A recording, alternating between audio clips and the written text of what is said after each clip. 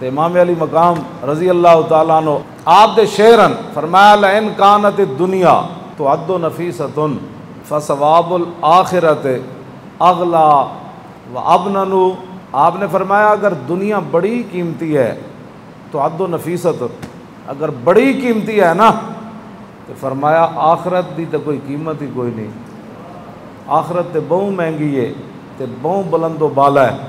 फिर अगे आपने जी गल की ना उहदे ते फिर अमल भी किया। फरमाया लो कानतिल अबदानो लिल मौत उनशियत।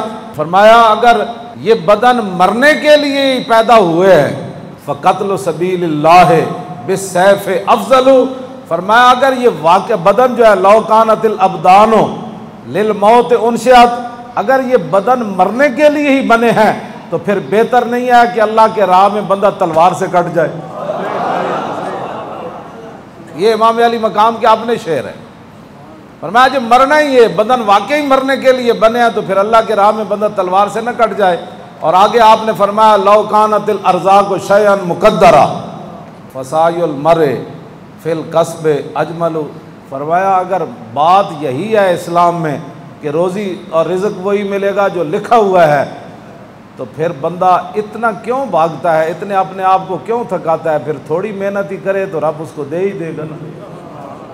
मेरे आका ने फरमाया ना एक वक्त आएगा लोग दिहाड़ी खोते की तरह होंगे तो राती मुर्दार की तरह हो जाएंगे। कंज़ुल माल च हदीस मौजूद है। तो इमाम अली मकाम फरमाते हैं लौ कानतिल अर्ज़ाक़ु शयअन मुक़द्दरा। फरमाया अगर ये बात तयशुदा है कि रोज़ी तो वही मिलनी है जो लिखी हुई है, तो बंदा फिर थोड़ी कमाई करे तो यह ज़्यादा अच्छी बात नहीं है। अगली बात जो इमाम अली मकाम ने फरमाई, फरमाया लो कानतिल मालो लितर्के जुम्मेत। फरमाया अगर माल छोड़ने के लिए जमा किया जाता है, बंदा मर जाता है माल पीछे रह जाता है ना। लो कानतिल अमवालो लितर्के जुम्मेत फमा बालो मतरूकिन बिहिल मरो यबखलु।